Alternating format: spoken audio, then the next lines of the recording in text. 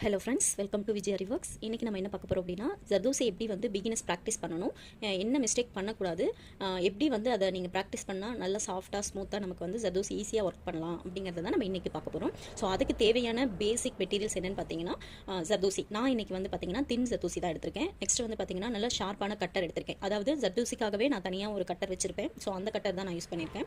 Next வந்து பார்த்தீங்கன்னா number 24 needle. இந்த நீடிலோட டிப்பு தான் கொஞ்சம் தின்னாக இருக்கும்.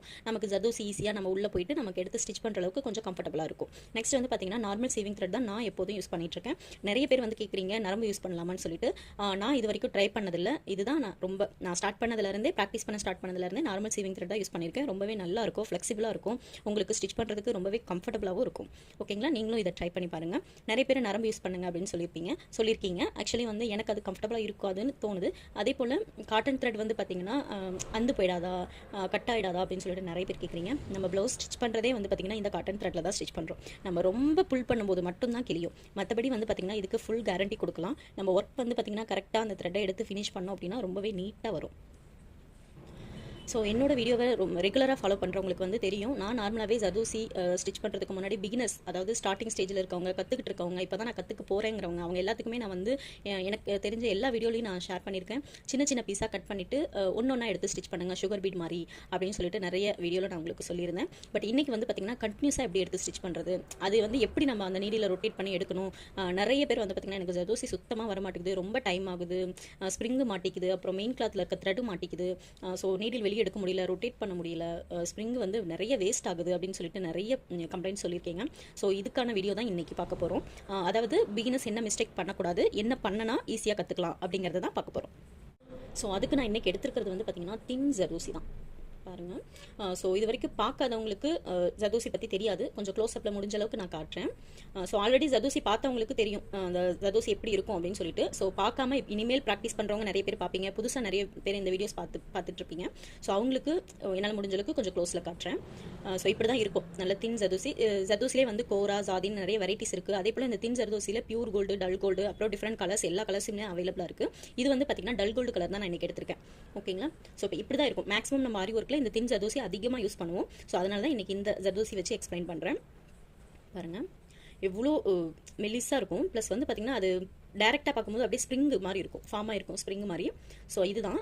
ஸோ பிகினர்ஸ் என்ன பண்ணுவாங்க அப்படின்னா இதை அப்படியே எடுத்துகிட்டு கட் பண்ணி ஸ்டிச் பண்ண ஸ்டார்ட் பண்ணிடுவாங்க. ஸோ அப்படி பண்ணக்கூடாது. இதை வந்து கொஞ்சம் இழுத்து விடணும். எதனால் இழுத்து விடுறாங்க அப்படின்னு பார்த்தீங்கன்னா நிறைய பேர் நிறைய வீடியோவில் நானுமே சொல்லியிருப்பேன், இந்த ஸ்ப்ரிங்கை நல்லா இழுத்து விட்டுக்கோங்க, கொஞ்சம் அந்த ஸ்ப்ரிங் வந்து லூஸாக இருக்க மாதிரி, ஃப்ளக்சுவேஷன் அந்த ஸ்ப்ரிங்கை இழுத்து வரது வந்து பார்த்தீங்கன்னா கொஞ்சம் ஃப்ரீயாக இருக்க மாதிரி பண்ணிக்கோங்க அப்படின்னு சொல்லிட்டு நானுமே எக்ஸ்பிளைன் பண்ணியிருப்பேன். ஸோ இதுக்கு முன்னாடி நான் நிறைய வீடியோ ஜர்தோசி பேஸ் பண்ணி போட்டிருக்கேன். ஸோ அந்த வீடியோஸோட லிங்க்ஸ் எல்லாமே நான் வந்து கீழே டிஸ்கிரிப்ஷன் பாக்ஸில் கொடுக்குறேன், செக் பண்ணிக்கோங்க. ஸோ ஏன்னா இதில் நான் சொல்லாத சில இன்ஃபர்மேஷன்ஸ் கூட அந்த வீடியோஸில் இருக்கலாம். சரிங்களா, ஸோ இப்போ எதனால் வந்து பார்த்தீங்கன்னா அந்த ஸ்ப்ரிங்கை வந்து லைட்டாக இப்படி ஸ்ட்ரெச் பண்ணிக்க சொல்கிறாங்க அப்படின்னு பார்த்தீங்கன்னா இந்த ஸ்ப்ரிங் வந்து ஆல்ரெடி டைட்டாக இருக்கும். பார்த்தீங்கன்னா அந்த ஸ்ப்ரிங் வந்து நல்லா டைட்டாக இருக்கும், நல்லா ஒன்றோட ஒன்று. இப்போ பாருங்கள், நான் அப்படியே இப்படி ஸ்ட்ரெச் பண்ணி விடும்போது அந்த ஸ்ப்ரிங் உங்களுக்கு நல்லா தெரியுது பாருங்கள். இந்த மாதிரி கொஞ்சம் ஃப்ரீயாக இருந்துச்சு அப்படின்னா, ரொம்ப நெருக்கமாக இல்லாமல் கொஞ்சம் ஃப்ரீயாக பண்ணிக்கிட்டு நம்ம கட் பண்ணிவிட்டு ஒர்க் பண்ணும்போது பார்த்தீங்கன்னா நம்ம நீடியில் உள்ளே விடும்போதெல்லாம் அது வந்து பார்த்தீங்கன்னா சுருங்கி விரியும். ஓகேங்களா, ஸோ அப்போ வந்து அந்த ஜர்தோசி டேமேஜ் ஆகாமல் நமக்கு அழகாக வந்து ஃபார்மேஷன் வரும். ஈஸியாக நமக்கு ஸ்டிச் பண்ணுறதுக்கு அது கம்ஃபர்டபுளாக இருக்கும். இப்போ இந்த மாதிரி நெருக்கமாக இருக்கும்போதே நம்ம கட் பண்ணி எடுத்து ஒர்க் பண்ணோம் அப்படின்னா நம்ம நீடிலோட அதை வச்சுட்டு உள்ளே குத்தும் போது பார்த்தீங்கன்னா இந்த ஸ்ப்ரிங் ஆல்ரெடி டைட்டாக இருக்குது. நம்ம இன்னும் டைட்டாக இருக்கும்போது நம்ம கொஞ்சம் வேகமாக உள்ளே குத்தும் போது பார்த்தீங்கன்னா அந்த ஸ்ப்ரிங் வந்து பார்த்தீங்கன்னா கொஞ்சம் டேமேஜ் ஆகிறதுக்கு, அதோட ஷேப் மாறுறதுக்கு அதுவே நமக்கு வந்து பார்த்தீங்கன்னா ஈஸியாக நம்மளால ஃப்ரீயாக எடுத்து ஸ்டிச் பண்ண முடியாது. ஸோ அந்த ஸ்ப்ரிங் சுருங்கி விரியும் போது தான் நமக்கு ஈஸியாக இருக்கும், கம்ஃபர்டபுளாக இருக்கும். ஸோ அதுக்காக தான் நம்ம ஸ்டிச் பண்ணி விடும். இதனால இப்படி நல்லா கொஞ்சம் முடிஞ்ச அளவுக்கு வந்து பார்த்தீங்கன்னா அதுக்காக ரொம்ப இழுத்துறக்கூடாது. நல்லா இந்த அளவுக்கு உங்களுக்கு தெரியும் பாருங்கள். இப்போ இந்த ஸ்ப்ரிங் பாருங்கள் எவ்வளோ க்ளோஸாக இருக்குன்ட்டு. இப்போ இழுக்கிறேன் பாருங்கள். ஸோ இந்த அளவுக்கு இருக்கணும். என்னால் முடிஞ்ச அளவுக்கு நான் க்ளோஸ்அப்பில் காட்டிட்டேன். ஸோ நீங்கள் பார்த்துக்கோங்க. நீங்களும் டேரெக்டாக பார்க்குறீங்க அப்படின்னா கொஞ்சம் கட் பண்ணி எடுத்துட்டு அதை இழுத்து பாருங்கள் எந்த அளவுக்கு அந்த ஸ்ப்ரிங் வருதுன்னு சொல்லிட்டு. ஸோ இப்போ பாருங்கள், நான் கொஞ்சமாக அந்த ஸ்ப்ரிங்கை கட் பண்ணி எடுத்துருக்கேன் பாருங்கள். இப்போ ரெண்டு சைடும் நான் இழுத்து பிடிக்கிறேன் பாருங்கள். ஸோ இப்போ இது ஆல்ரெடி நல்ல நெருக்கமாக இருக்குது அந்த ஸ்ப்ரிங். ஓகேங்களா, பாருங்கள் எந்த அளவுக்கு இழுக்கிறேன் பாருங்கள். ஸோ இப்போ அந்த ஸ்ப்ரிங் பார்த்தீங்களா தனித்தனியாக தெரியுது. ஸோ பாருங்கள், ஸோ இந்த அளவுக்கு வந்து பார்த்தீங்கன்னா அந்த ஸ்ப்ரிங் விரியும். கொஞ்சம் இன்னும் இழுத்துட்டிங்க அப்படின்னா அது அப்படியே தனியாக வந்துடும் பாருங்க. அவ்வளோதான். இந்த ஒரு சின்ன தின்னான லைன் தான் வந்து பார்த்தீங்கன்னா அப்படியே ஸ்ப்ரிங் மாதிரி ரொட்டேட் பண்ணியிருப்பாங்க பாருங்க. இந்த மாதிரி தான் தின்னாக இருக்கும். ஸோ இப்போ பாருங்கள், இந்த ஸ்ப்ரிங்கு இந்த அளவுக்கு நம்மளால் ஸ்ட்ரெச் பண்ணி ஃப்ரீயாக இழுக்க முடியும். ஸோ இந்த அளவுக்கு அது சிங்கிள் லைன் மாதிரி வந்துடும். ஸோ இந்த மாதிரி நீங்கள் இழுத்து ட்ரை பண்ணி பாருங்கள். பிகினிங் ஸ்டேஜில் இது இந்த இழுத்தா எந்த அளவுக்கு வரும் அப்படின்னு சொல்லிட்டு. ஆனால் இந்த மாதிரி வந்துருச்சு அப்படின்னா இதுக்கு மேலே நம்மளால் இதை யூஸ் பண்ண முடியாது, வேஸ்ட்டு தான். ஸோ இப்போ வந்து பார்த்திங்கன்னா நம்ம கொஞ்சமாக ஸ்ப்ரிங் எடுத்துக்கலாம். ஸோ இப்போ இந்த அளவுக்கு கொஞ்சமாகவே எடுத்துக்கலாம், நமக்கு ரொம்ப அதிகமாக தேவைப்படாது. ஜஸ்ட் நான் எக்ஸ்பிளைன் பண்ண தான் போகிறேன். ஸோ அதனால் கொஞ்சமாக நான் எடுத்துக்கிறேன். ஸோ நல்லா ஷார்ப்பான கட்டர் வச்சு கட் பண்ணுங்கள். ஏன்னா இந்த எண்டில் வந்து பார்த்திங்கன்னா நமக்கு பிசுறு அதிகமாக வரக்கூடாது. இந்த ஹோல் மாதிரி இருக்குது பார்த்திங்களா, இதில் பிசுறு தெரியக்கூடாது அதிகமாக. அது கொஞ்சம் ஒரு மாதிரி இழுத்துட்ருக்கும் சரியாக கட் பண்ணல அப்படின்னா, ஷார்ப்பாக கட் பண்ணல அப்படின்னா. ஓகேங்களா? ஸோ இப்போ இதை ரெண்டாக ஃபோல்ட் பண்ணிக்கிட்டு லைட்டாக இழுங்க. இந்த ஸ்ப்ரிங்கை வந்து அவ்வளோதான், இந்த அளவுக்கு இழுத்துக்கிட்டிங்க அப்படின்னா கொஞ்சம் அந்த ஸ்ப்ரிங் வந்து லூஸ் ஆகிடும். ஓகேங்களா? ஸோ லூஸ் ஆகும்போது நம்ம நீடில் ஏற்றிக்கும் போது பார்த்திங்கன்னா நல்லா கம்ஃபர்டபுளாக அது வந்து சுருங்கி விரியும் போது நமக்கு அந்த த்ரெட்டும் டேமேஜ் ஆகாது, நமக்கு வந்து பார்த்திங்கன்னா ஜர்தோசியும் டேமேஜ் ஆகாது, அந்த ஷேப் அதோட பொசிஷன் அதோட ஷேப் எல்லாமே மாறாமல் இருக்கும். ஸோ இப்போ நெக்ஸ்ட் வந்து பார்த்திங்கன்னா இதை குட்டி குட்டியாக நம்ம கட் பண்ணிக்கலாம். ஸோ நான் பிகினிங் ஸ்டேஜில் கற்றுக்கிற ஃபஸ்ட்டில் வந்து பார்த்திங்கன்னா உங்களுக்கு ஜர்தோசியில் இன்ட்ரெஸ்ட் போகாமல் இருக்கிறதுக்கு சின்ன சின்னதாக கட் பண்ணி ஒர்க் பண்ணுங்கன்னு சொல்லியிருந்தேன். இன்றைக்கி நம்ம வந்து பார்த்திங்கன்னா கொஞ்சம் லாங்காக கட் பண்ணி ஒர்க் பண்ணும்போது எந்த மிஸ்டேக்கும் பண்ணாமல் எப்படி ஒர்க் பண்ணலாம் அப்படிங்கிறத தான் பார்க்க போகிறோம். ஒரு அரை இன்ச் அந்தளவுக்கு எடுத்துக்கோங்க, அதை விட அதிகமாக எடுக்க வேண்டாம்.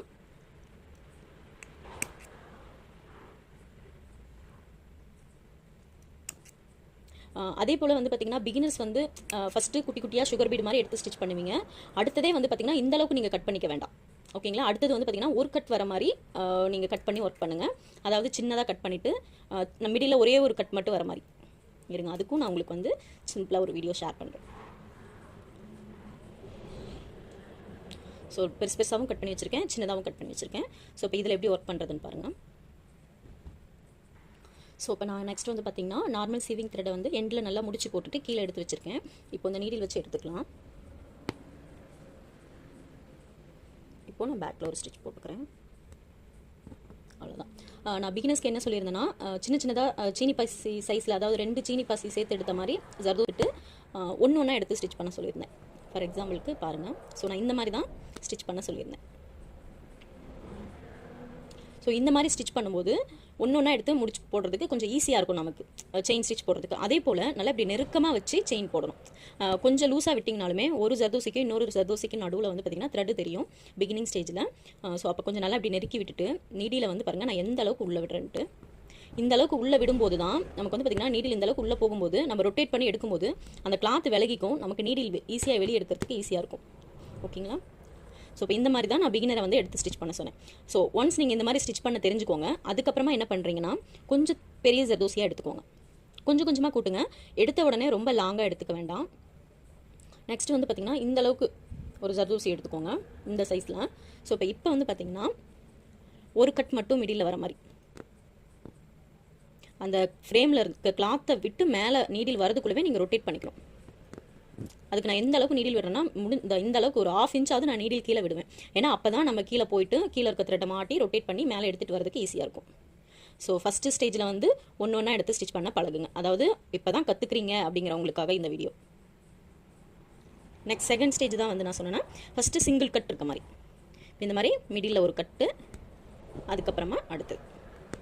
ஸோ இப்படி தான் நான் சொல்லியிருந்தேன். ஸோ இந்த மாதிரி பண்ணும்போது தான் இந்த மிடில் பண்ணும்போது பார்த்தீங்கன்னா ஒரு சிலருக்கு பிகினர்ஸ்க்கு வந்து பார்த்திங்கன்னா அந்த மிடில் ரொட்டேட் பண்ண தெரியாமல் கரெக்டாக அந்த த்ரெட்டை மாட்டி வெளியே எடுத்துகிட்டு வந்துட்டாங்கன்னா ஈஸியாக இருக்கும்.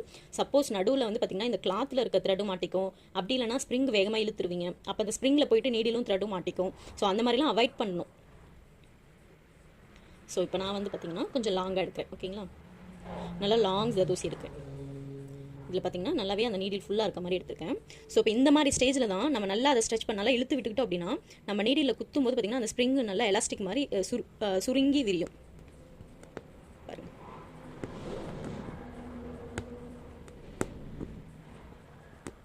ஓகேங்களா?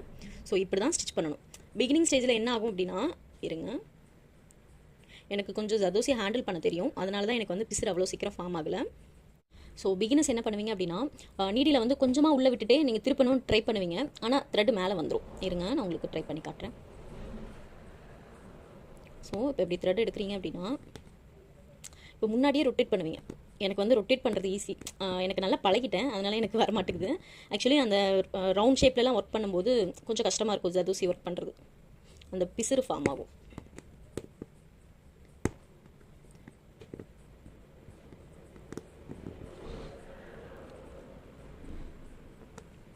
இப்போ பாருங்கள் ஆப்போசிட் டைரெக்ஷனில் போகும்போது நிறைய பேருக்கு கம்ஃபர்டபுளாக இருக்காது. நான் பாருங்கள் எந்த அளவுக்கு நீடியில் உள்ளே விட்டு ஸ்டிச் பண்ணுறேன்னு பாருங்கள். ஓகேங்களா, வெயிட் பண்ணுங்கள், எனக்கு ஒரு டைமாவது மாட்டும். பார்த்தீங்களா, இப்போ கரெக்டாக எனக்கு மாட்டுது பாருங்கள். ஏன்னா நான் அந்த கிளாத்தை விட்டு மேலே வரதுக்குள்ளேயே ரொட்டேட் பண்ணல, நான் நல்லா கிளாத்தை விட்டு த்ரெட்டு மேலே வந்துருச்சு, இன்னும் நான் த்ரெட்டை ரொட்டேட் பண்ணவே இல்லை. ஸோ இப்போ என்ன ஆகுனா, நீங்கள் கீழே இழுத்திங்கன்னா த்ரெட்டு பிஞ்சிரும், அப்படி இல்லை அப்படின்னா மேலே இழுத்திங்கன்னா நமக்கு இந்த த்ரெட்டை வெளியே எடுக்கிறது கொஞ்சம் கஷ்டமாக இருக்கும். ஸோ இப்போ த்ரெட்டை வெளியே எடுக்க முடியாது, இந்த ஸ்ப்ரிங்கை இழுத்து விட்டு பிரித்து விட்டு தான் எடுக்கணும்.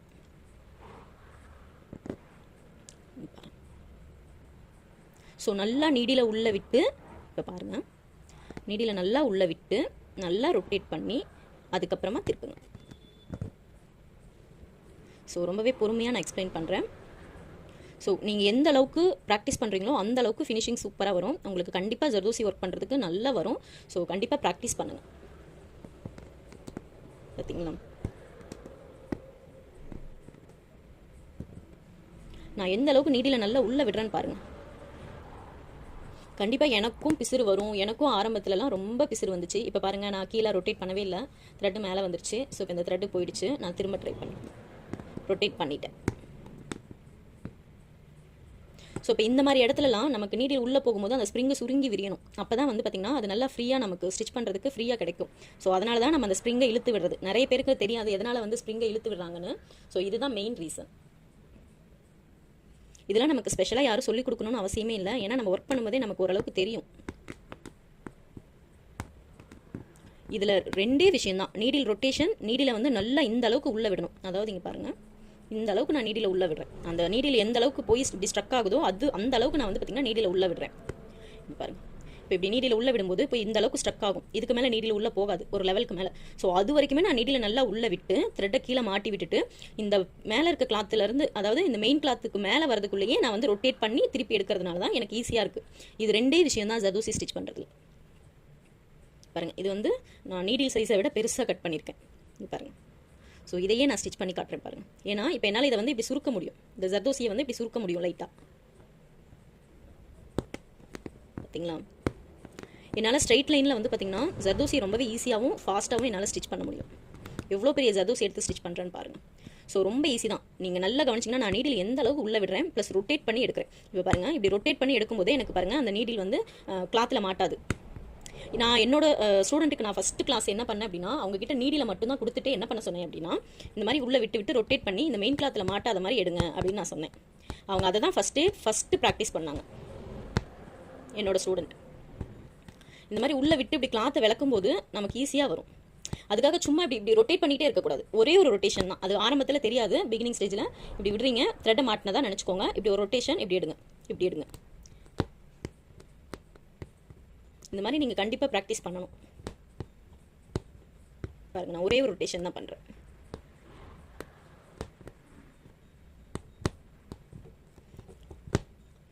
ஸோ இவ்வளோ தான் ஜர்தோசி ஒர்க் பண்ணுறது.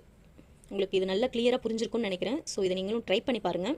ஸோ எடுத்த உடனே ரொம்ப லாங்காக எடுக்க வேண்டாம். நான் அது திரும்ப திரும்ப பிகினிங் ஸ்டேஜில் சொல்கிறது தான். இந்த இடத்துல வந்து த்ரெட்டை டைட்டாக பிடிச்சிட்டிங்கனாலும் த்ரெட் வந்துடும். நீங்கள் மேலே நீடில் டைட்டாக பிடிச்சி இழுத்திங்கனாலும் நீடில் உடஞ்சிரும். நிறைய விஷயங்கள் இருக்குது.